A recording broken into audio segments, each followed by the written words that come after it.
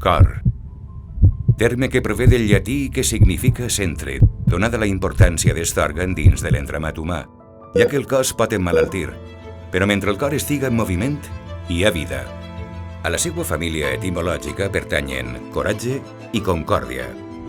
Del tamany d'un puny, està compost de músculs que bomben sense interrupció 1.235 tones al dia de saba vital, és a dir, pels seus ventricles i artèries circula quasi el 35% d'aliment fresc que nodreix les cèl·lules de la ciutat.